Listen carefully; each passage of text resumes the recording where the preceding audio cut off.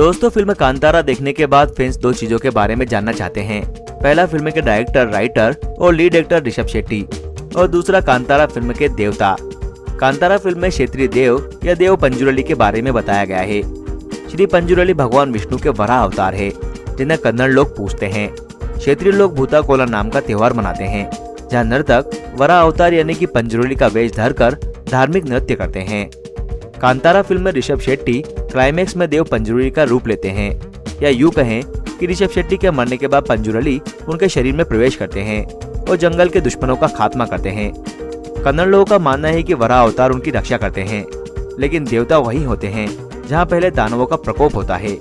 देव पंजुरली की भी यही कहानी है, जिन्होंने जंगल में रहने वाले एक दैत्य का सर्वनाश किया था। दक्षिण भारत, विशेषकर कर्नाटक और केरल के कुछ हिस्सों में पंजुरली देव का बहुत ही महत्व है, और यहाँ रहने वाले लोग भूता कोला त्योहार में पंजुरली देव का वेश धरकर उनके होने का एहसास कराते हैं। देव पंजुरली के बारे में कई दंतकथाएं हैं। पंजुरली शब्द वास्तव में एक तुलु शब्द पंजिदा कुर्ले का अपभ्रंश है।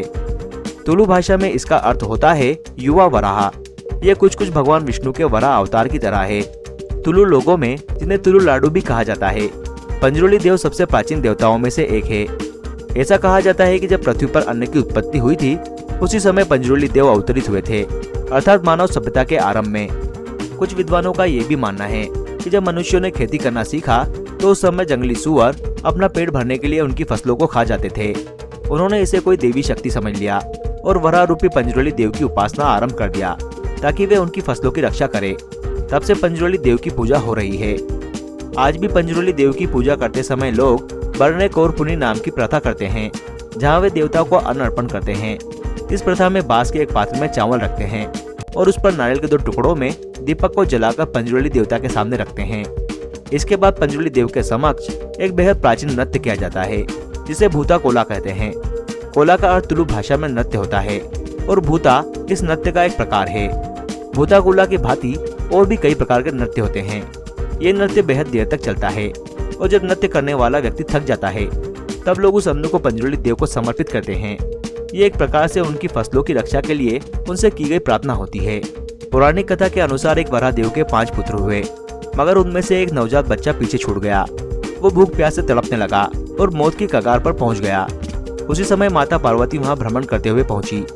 जब उन्होंने एक नवजात शिशु को वहां देखा, तो उन्हें उस पर दया आ गई और वे उसे अपने साथ कैलाश पर्वत ले आई।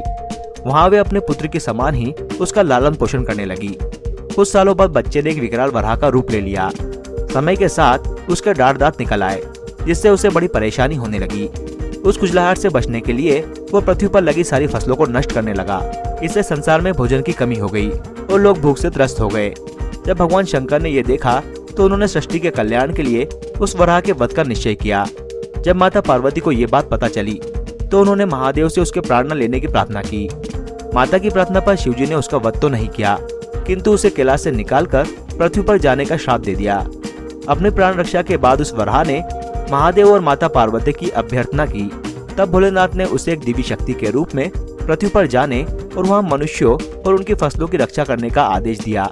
तब से वो वराह पृथ्वी पर पंजुरली देव के रूप में निवास करने लगे और पृथ्वी पर फसलों की रक्षा करने लगे। इसी कारण लोगों ने इन्हें देवता की भांति पूजना शुरू कर दिया। इस फिल्म में एक और देवता गुलिया का भी वर्णन आता है, जो देवता का उग्र रूप है। प्राचीन कथा के अनुसार एक बार माता पार्वती महादेव के लिए भस्म लाई। उस भस्म में एक कंकड़ था, जिसे भोलेनाथ ने पृथ्वी पर फेंक दिया।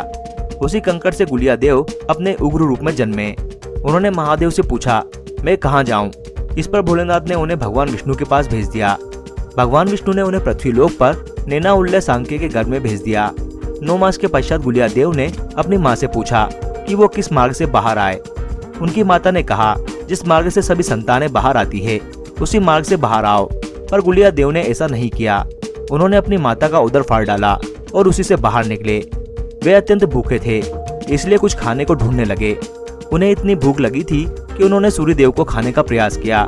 फिर उन्होंने मछलियां खाई और जानवरों का खून पिया, किंतु इससे भी उनकी क्षुधा नहीं बुझी। अंततः भगवान विष्णु ने उन्हें अपनी छोटी उंगली खाने को दी, जिससे उनकी क्षुधा शांत हुई।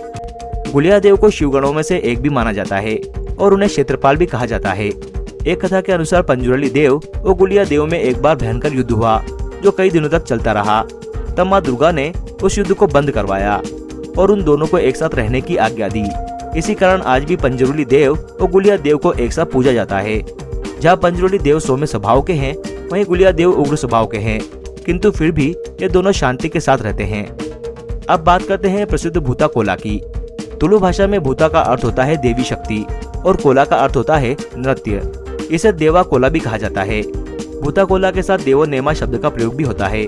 ऐसी मान्यता है कि जहाँ भूता कोला में उस नृत्य का प्रदर्शन करने वाले व्यक्ति पर एक आत्मा प्रवेश करती है, वहीं जब नृत्यकर्ता पर कई सारी आत्माओं का प्रभाव होता है तो उसे देवा नेमा कहा जाता है। भूता कोला का नृत्य पारंपरिक माना गया है, अर्थात ये कला पीढ़ी दर पीढ़ी चलती है। जो व्यक्ति भूता कोला नृत्य में निपुण होता है वो अपने सबसे योग्य संतान को ही इसकी शिक्षा देता है और उसके बाद उसका वही बेटा भूता कोला के नृत्य को करता है। इसके लिए उसे कठिन प्रशिक्षण लेना आवश्यक होता है।